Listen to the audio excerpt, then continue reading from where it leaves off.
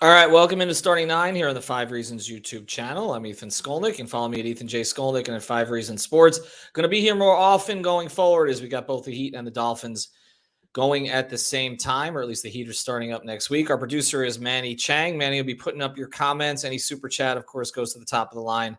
But this show is mostly about your comments. So that's what we're going to do here. We're going to stay here about 20 minutes. These are going to be short shows. And they're all going to be sponsored by our friends over at Prize Picks. Make sure you're using that code 5, F-I-V-E. Get your initial deposit matched up to $100. Again, Prize Picks, you can download it from the Google Play Store, the Apple App Store, or just go to prizepicks.com. And again, they're giving you free money. This is not like a rollover scam, okay? They literally are handing you money. Just like put down $50 for a deposit if you can afford that. They will give you $50. You got 100, and then just start playing. And it's really, really easy to play. And of course, you can play NFL as well. But tonight at 8:30, we're having a special Prize Picks stream to go over our Heat props for the season. They've got Jimmy Butler's points up there, Bam Adebayo's rebounds. We're going to discuss all of that. Then we're going to put it on the Five on the Floor podcast feed. Also, check out from after the game last night, which is also sponsored by our friends over at Prize Picks. Make sure you use the code 5, though. You won't get the match unless you use the code. Also, this is, in a lot of ways, what sustains us as a business here at Five Reasons Sports. So if you like us, take the free money, sign up with a code, keep us going, and then make some additional money. There's really no issues here, and it's really simple to play. And look, it's available. See Florida? See, look, right there, right down there, right? We're going to fall into the sea.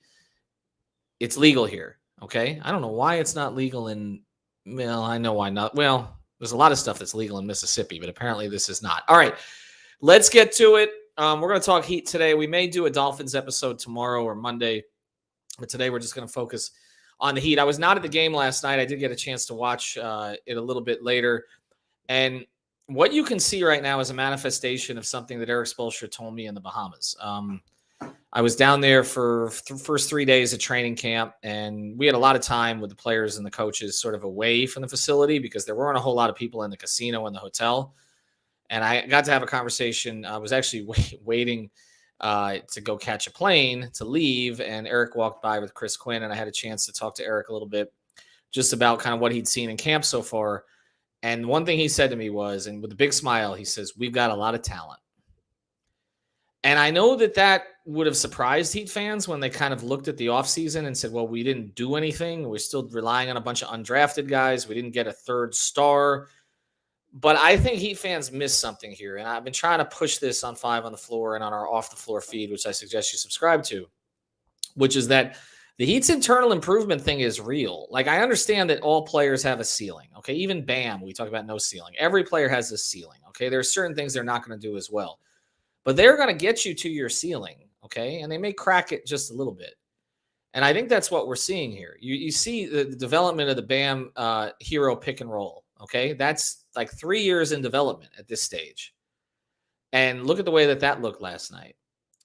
And then take a look at Caleb Martin's progress. Like, I understand the concerns about him playing against bigger fours, but how are slower fours going to guard him?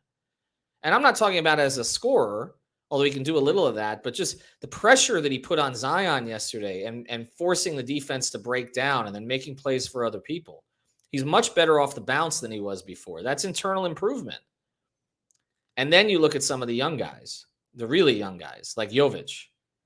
Does anybody think that Spoelstra is going to shelve him the whole year when he's already playing him with some of the starters? Now, do I think it's going to be a regular rotation role at first? Probably not. But you're definitely looking at a guy who's going to get spot minutes. I don't think there's any question. I mean, Erik is signaling that right now. And so, yes, there's a lot of talent on this roster. Like, Spo and I were kind of talking about some of the teams he's had where he didn't want to mention specific names, but beyond Dwayne Wade, there wasn't a hell of a lot there. This roster has options. They can go bigger. They can go smaller.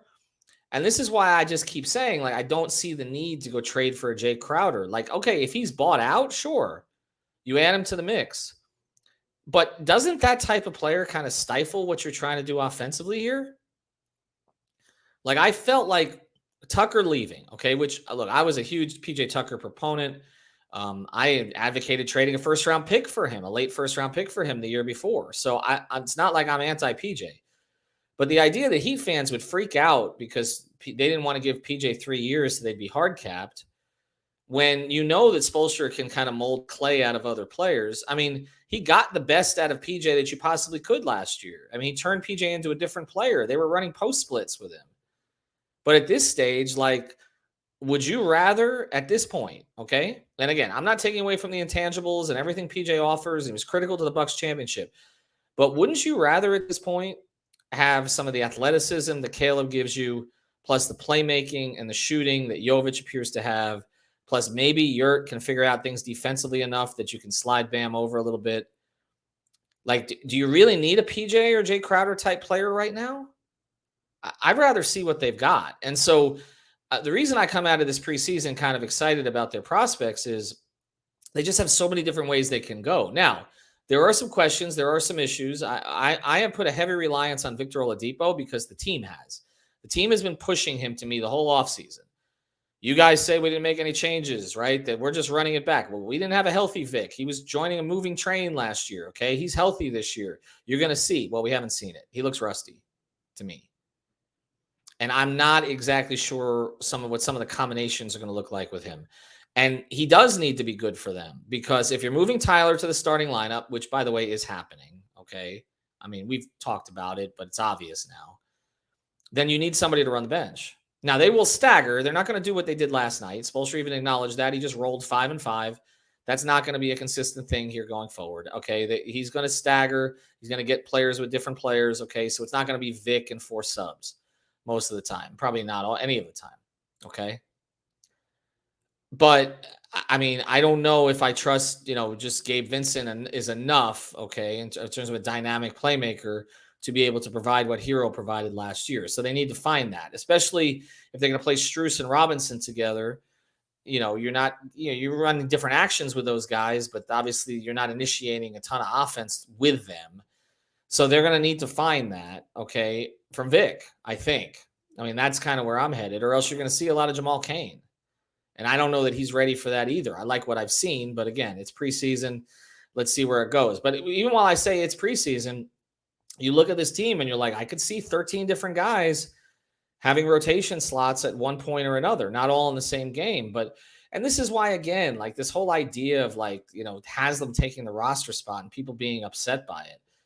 They're maximizing every other roster spot in a way that teams are not.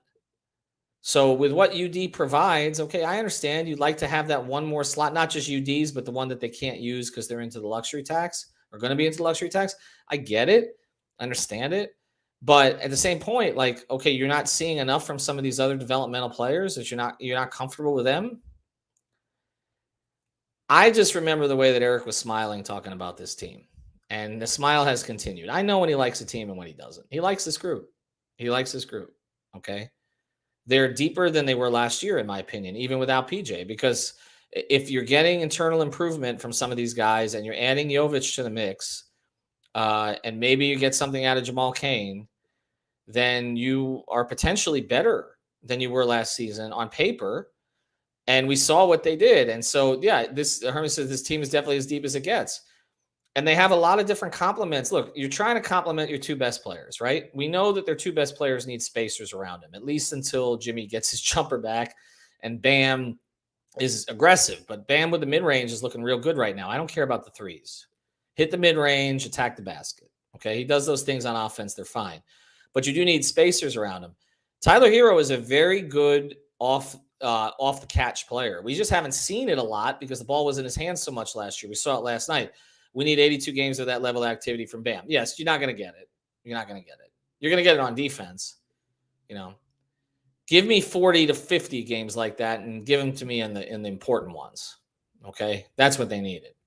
Give them on the nights that Jimmy takes off. Okay, or the nights that Jimmy doesn't necessarily have it, or Kyle takes a night off. Okay, or Tyler's 4 of 17. Okay, give it to me on those nights. As long as he gives it to me on those nights or gives it to you guys on those nights, you're fine. But I really like this roster. I don't think this roster has a ton of holes. I understand, again, that a lot of people would like to have a 6'10" guy next to Bam, and I get that. There are certain matchups, you go against a Boston and Milwaukee, et cetera, that you may need that. Philadelphia maybe even this time. This comes in from Hermes. I see Jimmy being 3rd in scoring this season. We're going to discuss that on Prize Picks tonight. If that happens, that's a very good development. I don't think that's going to happen. I think he'll be 2nd. I think Tyler's going to be first. But I said that last year and I missed by like fractions, but nobody was saying it last year. I think Tyler's going to be first. I think Jimmy will still be second. I just don't think he's going to play more than 65 games.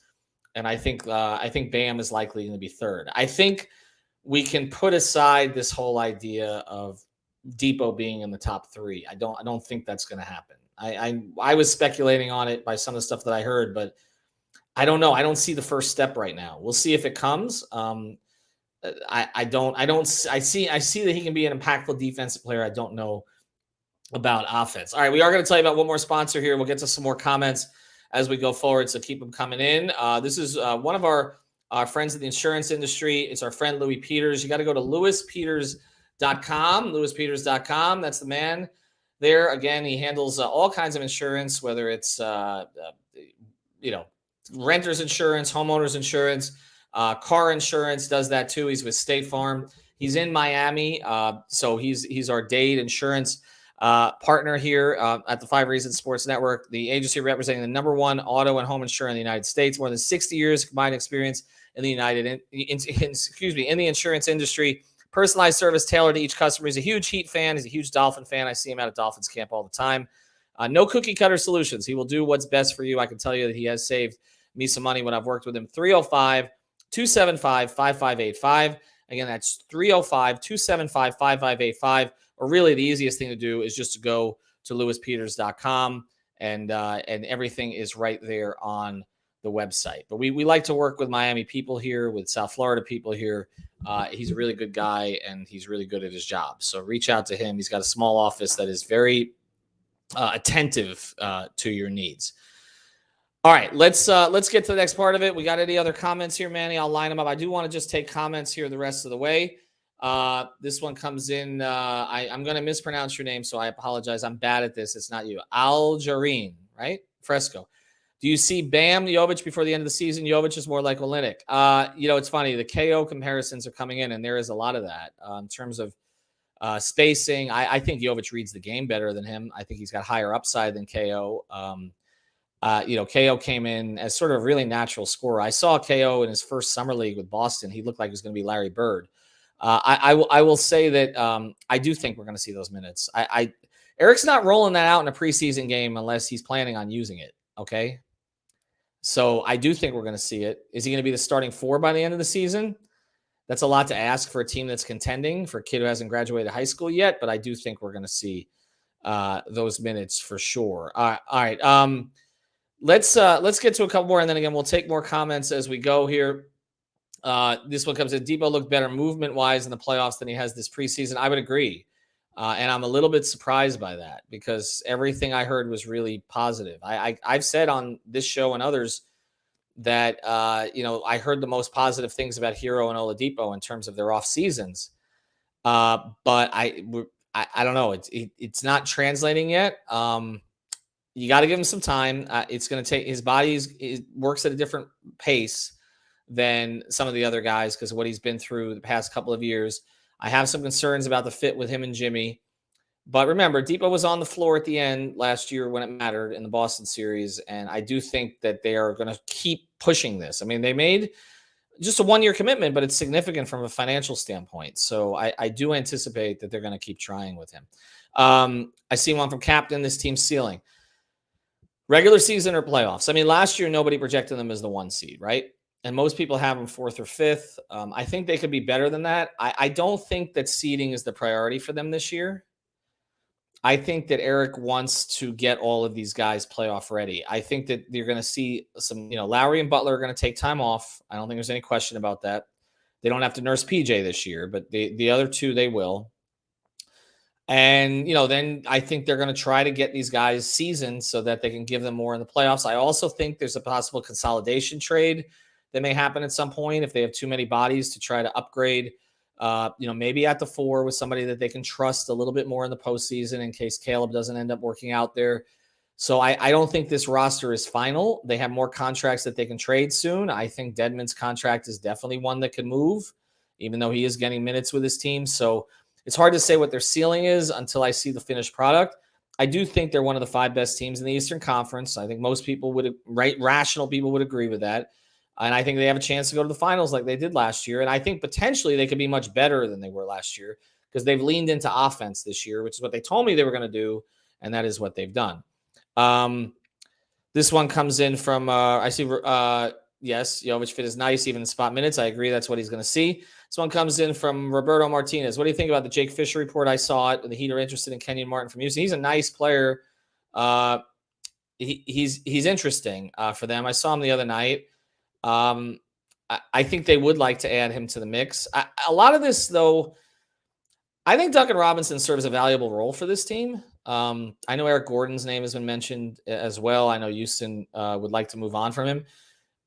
I think they would like to keep Duncan as a player. I just think that they're looking at the last couple of years of that contract and thinking about luxury tax and Heroes extension kicking in, where I do think that they may move Duncan, and then again, some sort of a combination trade that brings in a guy like Martin. This one comes in from Mark Craven. And I'm glad you mentioned this because he's gone a little under the radar. We did a podcast with him, but you mentioned that Max looked really good last night. This is what I'm talking about, an internal improvement.